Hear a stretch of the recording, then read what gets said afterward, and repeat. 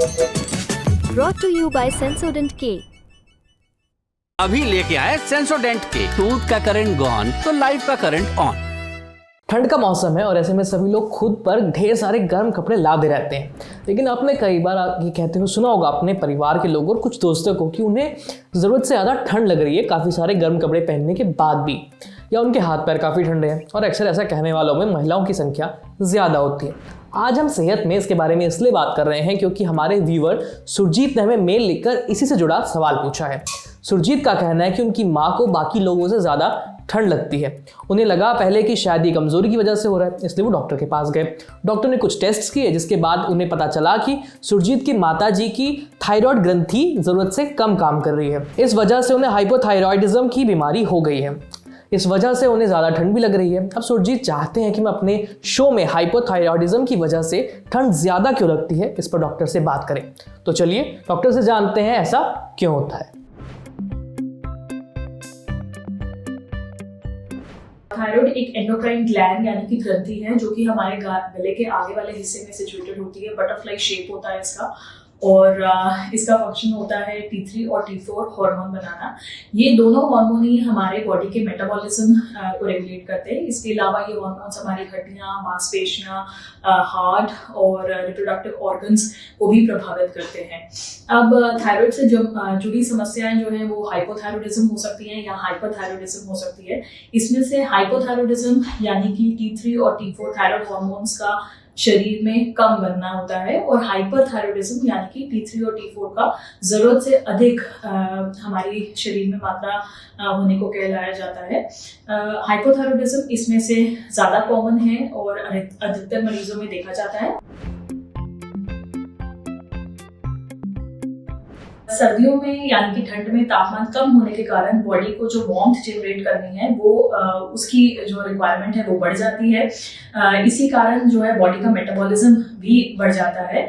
ऐसी सिचुएशन में क्योंकि T3 T4 हार्मोन जो थायराइड के हार्मोन हैं वो मेटाबॉलिज्म से ही संबंधित हैं, बॉडी के मेटाबॉलिज्म को ही रेगुलेट करते हैं, तो T3 और T4 की मात्रा जो है उसकी रिक्वायरमेंट बॉडी में बढ़ जाती है।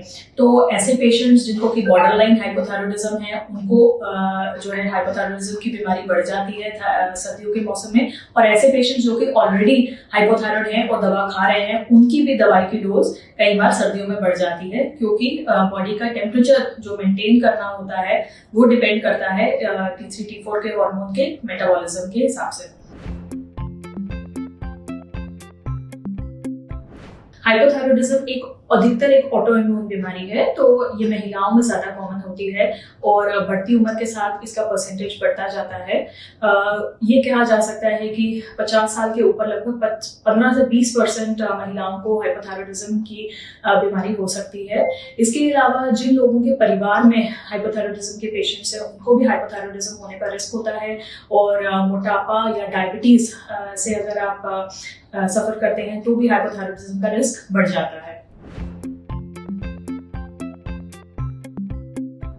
हाइपोथायराइडिज्म में जैसे कि मैंने बोला T3 और T4 हार्मोन की मात्रा जरूरत से कम होती है, और क्योंकि ये बॉडी के मेटाबॉलिज्म को रेगुलेट करते हैं तो ओवरऑल हमारी बॉडी का मेटाबॉलिज्म लो हो जाता है और जितने ऑर्गन फंक्शंस और प्रोसेसेस हैं वो स्लो हो जाते हैं। तो ऐसे पेशेंट्स में अधिकतर देखा जाता है कि थकान हो सकती है और उनकी सांस फूल सकती है। इसके अलावा उनको ठंड भी ज़्यादा लगती है, क्योंकि थायराइड हार्मोन से जो मेटाबॉलिज्म होता है उससे बॉडी में वार्मथ भी जनरेट होती है, तो इस कारण हाथ पैर ठंडे भी फील हो सकते हैं। इसके अलावा स्किन ड्राई और कोर्स होने लगती है, बाल झड़ सकते हैं, क्योंकि ये हार्मोन्स रिप्रोडक्टिव फंक्शन को भी इफेक्ट करते हैं। तो महिलाओं में जो है मेंस्ट्रुअल साइकिल्स वो इरेगुलर हो सकते हैं और इनफर्टिलिटी की समस्या भी आ सकती है। इसके अलावा कोलेस्ट्रॉल लेवल्स भी हाई हो सकते हैं हाइपोथायराइडिज्म के पेशेंट्स को। इसके अलावा कई सारे ऐसे पेशेंट्स हैं जिनको कि हाइपोथायराइडिज्म के कोई भी सिम्टम्स ना हो, ऐसा हो सकता है, और बहुत सारे पेशेंट्स में ये बीमारी साइलेंट भी हो सकती है और सिर्फ रूटीन डायग्नोस्टिक टेस्ट के दौरान ही डायग्नोस हो सकती है।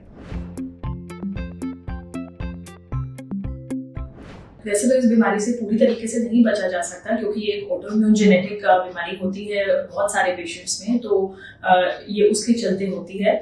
और उसके अलावा बट अगर हम हेल्दी खाना खाते हैं, प्रोसेस फूड्स को अपनी डाइट में अवॉइड करते हैं, अपने एक हेल्दी वेट को मेंटेन करते हैं, मोटापे से बचते हैं और रेगुलरली एक्सरसाइज करते हैं, तो ये सारी चीजें हमारे थायराइड ग्लैंड को एक्टिव रखती हैं और हाइपोथायराइडिज्म होने के चांसेस को कम कर सकती हैं। और हाइपोथायराइडिज्म से अगर आप सफर करते हैं तो उसके उपचार को बेटर कर सकती हैं, उसके ट्रीटमेंट को बेटर कर सकती हैं। इसके अलावा इम्पोर्टेंट है ये जानना कि हाइपोथायराइडिज्म बीमारी को एक बार आइडेंटिफाई कर लिया जाए या डायग्नोज कर लिया जाए तो इस बीमारी का इलाज करना बहुत ही सिंपल है। और इस बीमारी में हम थायरोक्सिन रिप्लेसमेंट यानी कि जो हार्मोन T3 T4 हमारी बॉडी में कम मात्रा में बनता है हाइपोथायराइड पेशेंट्स में, उसको हम गोली के स्वरूप में पेशेंट्स को देते हैं। तो प्रॉपरली उसका डोज अगर हम एडजस्ट करते हैं तो इस बीमारी को पूरी तरीके से ठीक किया जा सकता है और इसके सारे लक्षण भी रिकवर हो जाते हैं और सारे इसके कॉम्प्लिकेशन से बचा जा सकता है। तो सुना आपने, हाइपोथायरॉयडिज्म बीमारी से पूरी तरह से नहीं बचा जा सकता क्योंकि एक ऑटोइम्यून बीमारी है, लेकिन इसका इलाज मुमकिन है। तो अगर आपको या आपके परिवार में किसी को सामान्य से ज़्यादा ठंड लग रही है तो एक बार थायराइड की जांच जरूर करा लें। अब बढ़ते हैं सेहत के अगले सेगमेंट की तरफ, तन की बात। जानिए देर से सोने की आदत आपके मूड को कैसे खराब कर देती है।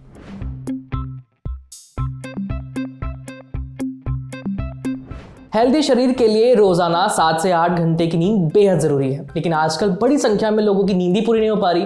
वजह है स्क्रीन टाइम का बढ़ना, यानी लोग बहुत लंबे लंबे समय तक मोबाइल या लैपटॉप के सामने बैठे रहते हैं। इस वजह से नींद आने में देर हो जाती है। खासकर अगर सोने से पहले आप मोबाइल चला रहे हैं तो आंखें बंद करने के बाद भी करीब आधे से 1 घंटे तक आपको नींद नहीं आती।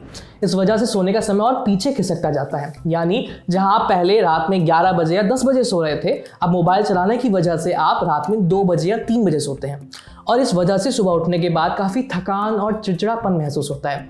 डॉक्टर करण राजन ने अपनी यूट्यूब रील पर इसी समस्या के बारे में बात की है। डॉक्टर करण के मुताबिक आमतौर पर रात भर में किसी भी व्यक्ति की नींद को 2 हिस्सों में बांटा जा सकता है। पहला हिस्सा है नॉन रैपिड आई मूवमेंट, यानी आंखों में कोई मूवमेंट ना होना। सोने के कुछ देर बाद ही हिस्सा शुरू हो जाता है और 3 से 4 घंटे तक रहता है। इस दौरान नींद गहरी होती है, ज़्यादातर सपने नहीं दिखते और सपने ना दिखने की वजह से आंखें बंद होने के बाद पुतलियां नहीं हिलती। इसके बाद शुरू होता है नींद का रैपिड आई मूवमेंट वाला हिस्सा। इसमें नींद हल्की होती है, सपने दिखते हैं, जिस वजह से आंखें बंद होने के बाद भी पुतलियां हिलती रहती हैं। आमतौर पर अगर कोई व्यक्ति 10 बजे के बाद सोने में जितनी ज़्यादा देर करेगा, उसके नींद का नॉन रैपिड आई मूवमेंट वाला हिस्सा यानी गहरी नींद वाला हिस्सा उतना ही कम हो जाएगा। और अगर 2 बजे के बाद आप सो रहे हैं तो फिर गहरी नींद कम और हल्की नींद ज़्यादा आएगी। इस वजह से शरीर ठीक से रिलैक्स नहीं कर पाता और सुबह उठने के बाद थकान, चिड़चिड़ापन महसूस होता रहता है। अगर ऐसा लंबे समय तक चला तो ये ब्लड प्रेशर और दिल से जुड़ी बीमारियों का खतरा बढ़ा देता है। समझे? अब बारी है सेहत के आखिरी सेगमेंट की, खुराक यानी झकास हेल्थ टिप। जानिए खुद को ओवर ईट करने से कैसे रोकें। लोग अक्सर वेट गेन के लिए ओवर ईटिंग को जिम्मेदार ठहरा देते हैं। ओवर ईटिंग यानी ज़रूरत से ज़्यादा खाना खा लेना। और ओवर ईटिंग को रोकने के लिए क्या करना चाहिए और क्या नहीं करना चाहिए, इससे जुड़े तमाम आर्टिकल्स आपने ज़रूर पढ़े होंगे और उनमें दिए गए टिप्स को फॉलो करना आसान नहीं होता। लेकिन अगर आप सच में ओवर ईटिंग से बचना चाहते हैं तो पहले ये जानना ज़रूरी है कि ओवर ईटिंग किस वजह से होती है। इसी मुद्दे पर न्यूट्रिशनिस्ट राशि चौधरी ने अपने इंस्टाग्राम पोस्ट पर बात की है। राशि बताती है कि ओवर ईटिंग का सबसे बड़ा कारण है अंडर ईटिंग, यानी शरीर को रोजाना जितनी कैलोरी चाहिए आप दिन भर में उतनी कैलोरी उसे नहीं दे रहे हैं। इसके पीछे कई वजह हो सकती हैं, जैसे कि डाइटिंग, ईटिंग डिसऑर्डर या काम के चलते समय पर खाना न खा पाना। आमतौर पर पुरुषों को रोजाना करीब 2500 और महिलाओं को करीब 2000 कैलोरीज की जरूरत पड़ती है। अगर आप इससे कम कैलोरी लेंगे तो बॉडी को ऐसा लगता है कि खाने की कमी हो गई है, इसलिए बॉडी मेटाबॉलिज्म को धीमा कर देती है। इस वजह से बॉडी के अंदर जो कैलोरी बर्न होने की स्पीड है वो कम हो जाती है। इसका नतीजा होता है थकान, कमजोरी और मेंटल हेल्थ से जुड़ी समस्याएं। अंडर ईटिंग की वजह से शरीर में पोषक तत्वों की कमी भी हो जाती है। इस वजह से खाने के लिए क्रेविंग होती है और ओवर ईटिंग हो जाती है। जैसे कि बॉडी में अगर आयरन की कमी हुई तो मीट की क्रेविंग होती है और अगर मैग्नीशियम की कमी हुई तो चॉकलेट खाने की क्रेविंग होती है। और इन क्रेविंग के चलते आप इन चीज़ों को खा लेते हैं, जिसकी वजह से हो जाती है ओवर ईटिंग। इस वजह से सिर्फ वजन ही नहीं बढ़ता बल्कि टाइप 2 डायबिटीज़ और दिल से जुड़ी बीमारियों का खतरा भी बढ़ जाता है। अब समझे, वजन घटाने का ये बिल्कुल भी मतलब नहीं कि आप अंडर ईटिंग करने लगे। शरीर को जरूरत भर कैलोरीज देते रहें ताकि आप ओवर ईटिंग से बचे रहेंगे। अच्छा, आज सेहत में इतना ही। अगर आप डॉक्टर हैं या आपका डॉक्टर से कोई सवाल है तो स्क्रीन पर दिख रही इस ईमेल आईडी पर अपना सवाल भेज दीजिए। आपको यह एपिसोड कैसा लगा हमें कमेंट करके ज़रूर बताइए। मेरा नाम आयुष, देखते रहिए ललन टॉक। शुक्रिया।